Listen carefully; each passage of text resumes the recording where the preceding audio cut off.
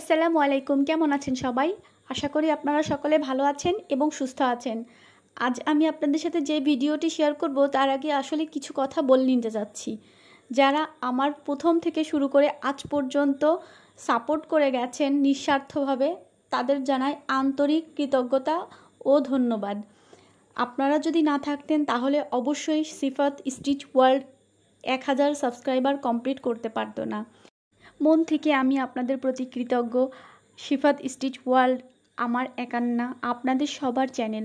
তো আশা রাখি ভবিষ্যতেও বিগত দিনগুলোর মতো আমার পাশে থাকবেন এবং লাইক, কমেন্ট, শেয়ার ও সাবস্ক্রাইব করে সবাই আমার জন্য দোয়া করবেন এবং আমাদের এই চ্যানেলটি আমরা সবাই মিলে যাতে সামনে এগিয়ে নিয়ে যেতে পারি সেজন্য সহযোগিতা করবেন। ধন্যবাদ। তো থাম্বনেলে লেখা ছিল যে মজুরি আপনারা কত নেবেন।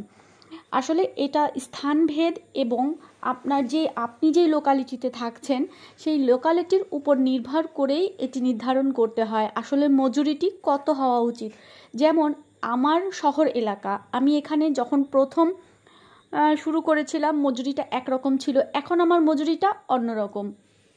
তো আপনাদের বিবেচনা করতে হবে আপনার এলাকা ভিত্তিক। আপনি যদি গ্রামে বাস করে থাকেন তো সেক্ষেত্রে আপনার মজুরিটা একটু কম হবে, আর যেহেতু নতুন শুরু করেছেন সেক্ষেত্রে পরিশ্রমটা একটু বেশি গেলেও আপনারা খেয়াল রাখবেন কোয়ালিটি যাতে ভালো থাকে এবং মজুরিটিও যেন আরও 2-1 জনের থেকে কম থাকে। ধরেন আপনার পাশেই একজন 3 পিস নর্মাল সালোয়ার কামিজ সেলাই করছে 150 টাকা, সেখানে আপনি 120 টাকা 130 টাকা পর্যন্ত নিতে পারেন। আসলে এখন বক্রম, ইলাস্টিক, সুতা, বোতাম, হুক সব কিছুরই দাম প্রচুর পরিমাণ বেড়ে গিয়েছে। আগে একটি সুতা দিয়ে একটি 3 পিস কমপ্লিট করা যেত, কিন্তু এখন একটি 3 পিস সেলাই করতে গেলে 1.5টা বা 2টা সুতা আপনার লেগে যায় সেলাই ক্ষেত্রে। তো সেখানে আপনার একটা পারিশ্রমিক আছে, আপনি আপনার নিজের পারিশ্রমিকটা ধরবেন। তো প্রথম অবস্থাতে আমি বলবো আপনি একটু দাঁড়িয়ে নিন। আপনি যদি একটু দাঁড়িয়ে আপনার নিজের শক্ত অবস্থান তৈরি করতে পারেন, আপনার হাতের কাজ যদি ভালো থাকে, আপনার ক্লায়েন্টগুলো যদি আপনার কাজ দিয়ে খুশি থাকে, তো সেক্ষেত্রে আস্তে আস্তে আপনি মজুরিটা কিন্তু বাড়াবেন। এক্ষেত্রে কমপ্লেনও কিন্তু আসবে না যে আপনি বেশি নিচ্ছেন কেন বা বাড়িয়েছেন। আর 2-1 জন তো থাকবেই, 2-1 জন সবসময় থাকবে এমন যে বেশি দিতে চাইবে না বা ঝামেলা করবে, কিন্তু দেখবেন ম্যাক্সিমাম আপনার পরবর্তী যেই মজুরিটি সেটি বেয়ার করতে সমর্থ হবে। আমি মনে করব প্রথম অবস্থায় আপনারা অল্প থেকে শুরু করেন, আপনার চারিপাশে সার্ভে করেন, দেখেন আরও 5 জন কেমন নিচ্ছে সেইভাবে। আর এমনিতেও একটা সত্যি কথা বলতে, এটা আপনারাও অনেকে ফেস করেন, আমিও ফেস করেছি। যারা সেলাই কাজ করছেন, আমার এই চ্যানেলে অনেক আছে এজেস্ট পারসন, তারা অনেক দিন থেকে সেলাই করছে। তো তারা আসলে নিজেরা জানেন যে কত মজুরি কম আসলে মহিলাদের কাছে আসলে। টেলার্স থেকে একটা 3 পিস সুতি, একটা 3 পিস 300-350 টাকায় সেলাই করে আনছে, কিন্তু বাসায় আসলেই তাদের 150 টাকা দিতেই মানে তারা নারাজ, তারা দিতে চায় না।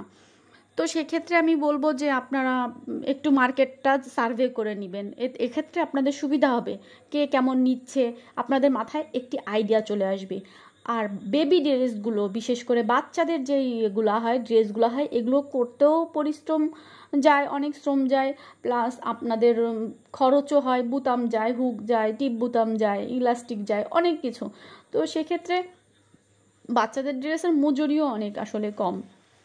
আমি 2007 সালে কাজ শিখে 2008 সাল থেকে প্রপারলি কাজ করছি। তো সেই অভিজ্ঞতা থেকে আমি আস্তে আস্তে দেখতে দেখতে এত বড় হয়েছি, এতটুকু বয়সে যতটুকু দেখেছি। তো খরচ আসলে খরচ তো তেমন খরচ আহামরি হয় না, সময়টাই আপনার মেন। যে সময়টা যায় কাটতে যেমন সময় লাগে, সেলাই করতে আরও বেশি সময় লাগে, তারপরে ফিটিংয়ের একটা ঝামেলা থাকে। তো সব কিছু মিলিয়ে আপনি নিজে ডিসাইড করবেন যে কত রাখা যায় আপনার লোকালিটিতে। আপনার মজুরিটা রাখলে যাতে খুব বেশি না হয়ে যায়, আবার আপনার জন্য একেবারে যাতে কম না হয়ে যায়। তো নর্মাল 3 পিস আপনি 120-30 টাকা করে নিতে পারেন। আর যদি খুব বেশি ডিজাইন থাকে তো সেক্ষেত্রে ডিজাইন অনুযায়ী আপনি তাদের বলবেন যে ডিজাইন অনুযায়ী। আর অবশ্যই একটা জিনিস, যারা নতুন কাজ করছেন তাদের প্রতি আমার অনুরোধ থাকবে, আপনারা নতুন ক্লায়েন্ট আসলেই অবশ্যই মজুরির বিষয়টা তাদের সাথে ক্লিয়ার হয়ে নেবেন। অন্যথায় পরবর্তীতে আপনি কষ্ট করে একটা ড্রেস সেলাই করে দিবেন, দেখা যাচ্ছে মজুরিতে যে আপনাদের ঝামেলা করলো, মজুরি দিতে চাইলো না বা কম দিয়ে গেল, তখন আসলে খুবই কষ্ট লাগে।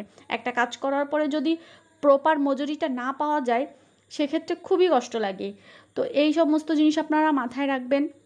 নর্মাল ব্লাউজ যেগুলো আছে, ব্লাউজের অনেক কাজ কিন্তু সব থেকে মজুরি কম আপনার ব্লাউজে কেউ মজুরির দাম দিতেই চায় না। গোল ছায়া, 6 সেট ছায়া, এগুলো আপনারা আপনাদের অনুযায়ী, আইডিয়া অনুযায়ী, আপনাদের পরিশ্রম অনুযায়ী 2-10 টাকা কম নিলেন, আগে কাস্টমার ধরেন। ক্লায়েন্ট যদি আপনার কাজে খুশি থাকে, আপনি যদি বেশি অল্প সময় দিয়ে আপনি বেশি কাজ করতে পারেন, তো আপনার তো সেই ক্ষেত্রে আমি বলবো ওইটাই গেইন করা উচিত, ওইটাই গ্যাদার করা উচিত। কারণ কি, অনেকেই আছে কাজ করতেছে কিন্তু কাজ পাচ্ছে না। তো এর একটা কারণ, আপনারা প্রথমে ভালো কাজ দিয়ে মজুরিটা একটু কম নিয়ে ক্লায়েন্ট ধরেন, একটা মার্কেট তৈরি করেন, তারপরে আপনারা মজুরি বাড়িয়ে দিন। আমার সাজেশন থাকবে এই। তো আশা করি ভিডিওটি আপনাদের জন্য একটু হলেও হেল্পফুল হবে। তো সেই অনুযায়ী কাজ করতে থাকুন। আমাকে অবশ্যই জানাবেন, কোনো টপিক্সের উপরে যদি আপনারা ভিডিও দেখতে চান সেটিও আমাকে জানান। মোট কথা, আপনারা গাইডলাইন নিয়ে সুন্দর মতো কাজ করুন। আপনারা এগিয়ে গেলে, আমার কাছ থেকে একটু তথ্য পেয়ে উপকৃত হলে আমি নিজেকে ধন্য মনে করব। তো ওই একই কথা, চ্যানেলটিকে লাইক, কমেন্ট ও শেয়ার করে আমার পাশে থাকুন। সাবস্ক্রাইব করতে ভুলবেন না। আসসালামু আলাইকুম, ধন্যবাদ।